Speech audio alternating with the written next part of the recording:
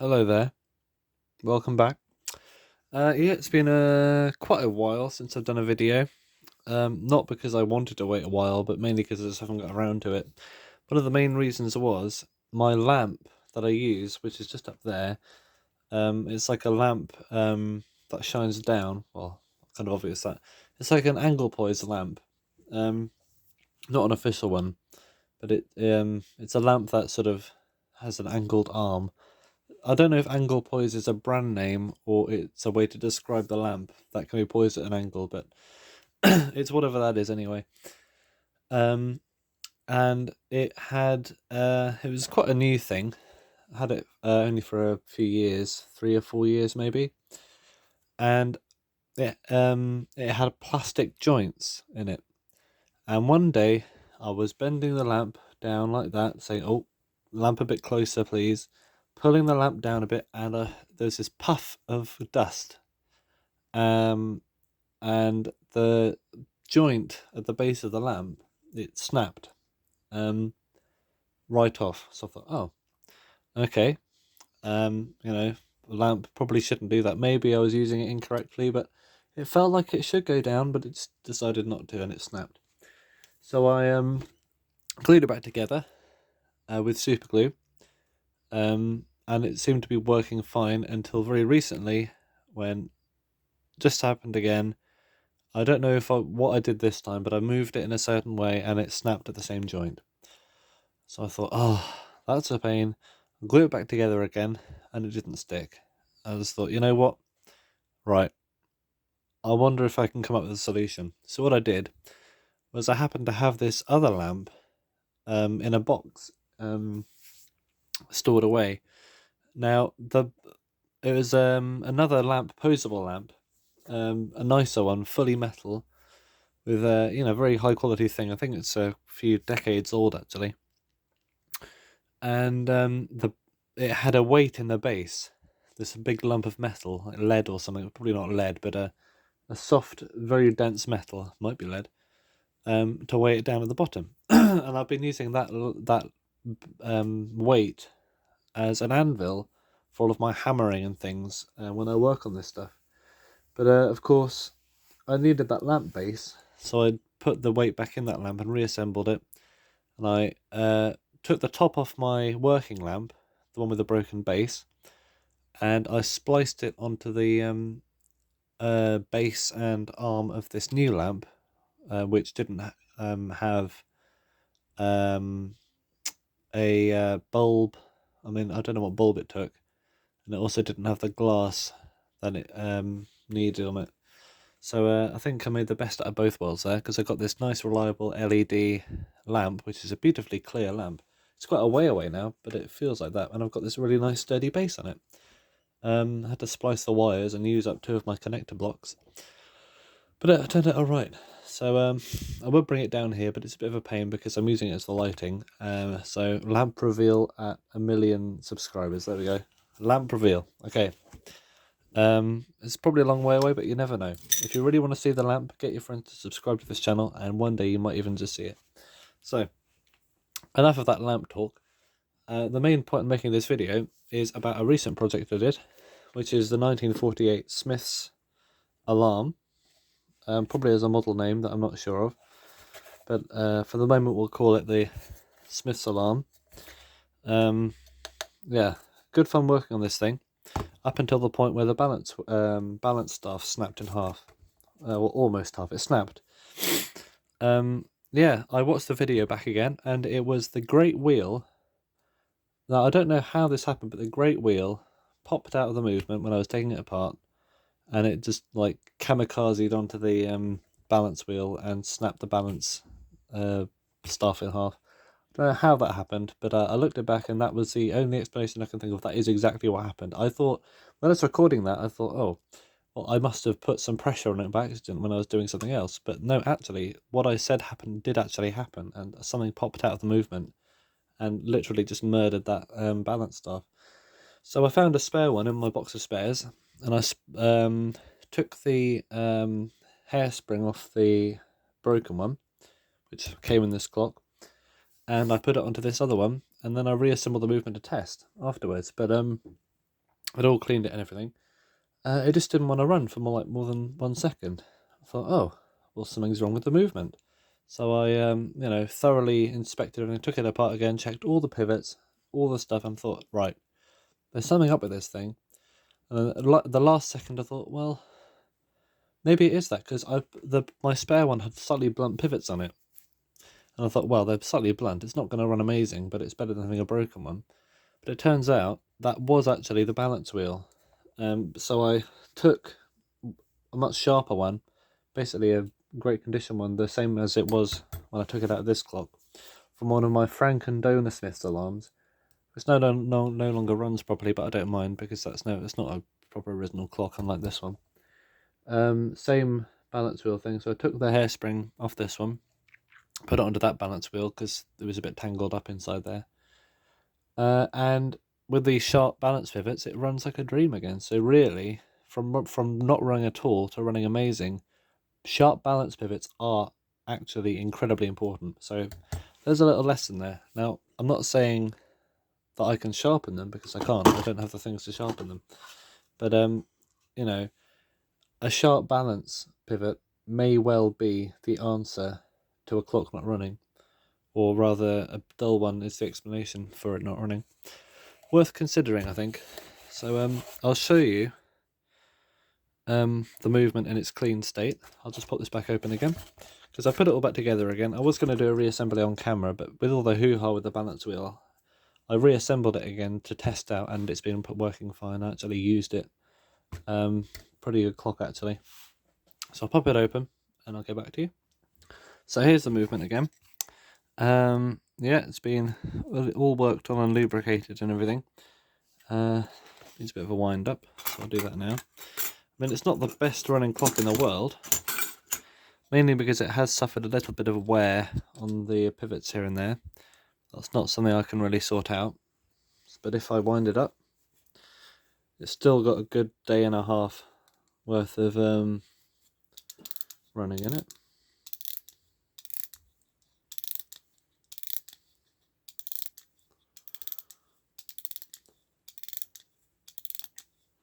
Okay. And I suppose if you knew how what the gear ratios are, I can't tell you what they are off the top of my head. From the great wheel to the center one, you can use how many times you turn the key to wind the clock back up again as to how long the clock's been running for. But yeah, I don't know that, so yeah, a theory. But yeah, there's the balance wheel. That's the original hairspring, but a donor balance wheel. 2 times donor, actually. Yeah, that balance wheel's probably been in a fair few clocks, but this time its permanent residence is in this lovely 1948. We've got the A code there, BDA, February 48, I believe, with this interesting old-fashioned spring, which I think is actually a better idea than the riveted one, but obviously had their reasons to change it. Yeah, I'll pop this back together now, and it's hard to see now, but I gave that wheel there a proper sort out with a lot of hammering and clambering. If I can get the knob on there. Got my fleece on today. It's a winter, well, just beginning of winter, so yeah, clad in layers. As you can see, it's performing well, and we should get a. If I just trigger the alarm, we should get a nice ring. Ooh, that was quite ear piercing, actually. Yeah, so that's the alarm. I'll put it back together now. May as well show you the satisfying procedure of reassembly. Pop this button back out again. Movement, one last look before it goes back in its case. Hopefully for as long as possible. Although I do tend to take my clocks open again just to have a look at the movement because I like a nice eyeful of brass. Also found 2 replacement screws, nuts rather, for the back because it only had 2. I pinched them off the the same donor clock I took that balance wheel out of. I'm gonna return that to a pile of parts from whence it came. I think it's better to have all your original clocks working with all original parts than having one Franken clock that kind of runs and loads of others that also kind of run. So a new approach for me personally, but it makes more sense, I think, better than having loads of half-built clocks everywhere. To just break them all down. Remember what you had in each one. I mean, if you're doing some research on a particular types of wheels used in certain ages, write that down, take some pictures, but then, you know, put everything in parts and have a usable resource. So you put the dial on now. You could put the dial on before you put the movement in, but I find it easier to line up the hands when you put the dial on afterwards, and also it's more sturdy because that movement, once you've bolted it in, isn't going anywhere. But it's up to you, really. So I'll stick this down somewhere where the lining up is. Should line up somewhere.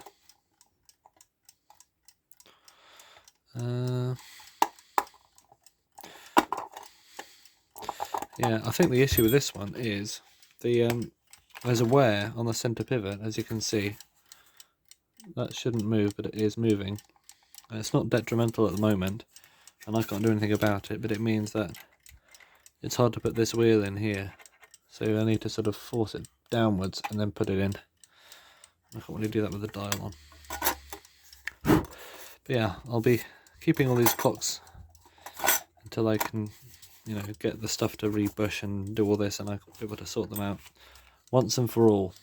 But for now, if it's cleaned and lubricated sufficiently, then we shouldn't get much more wear and tear than it already is.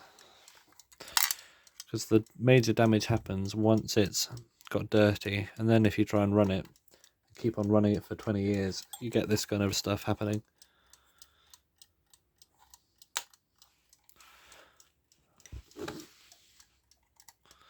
Maybe even less than that, maybe like 5 years. Depends, really. Right. Hands on.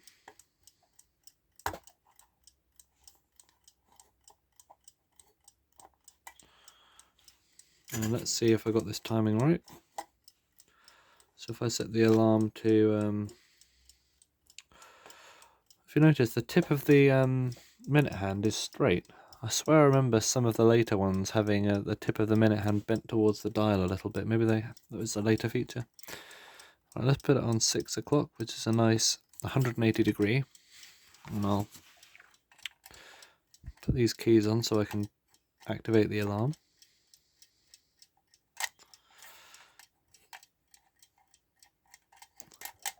Make sure it's synchronized perfectly.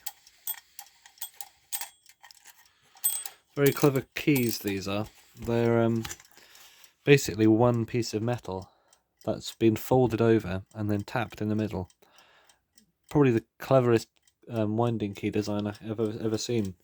A lot of the time you have at least 2 bits of metal going on, but these ones are just one piece, so very, very clever. I haven't seen any other companies do that. Apart from World Time, maybe. No, they did. Did they do that? No, I didn't. They did. Yeah, I think even Westclocks in their cheaper days still use 2 pieces of metal. No, Smiths had a pretty clever idea. Right.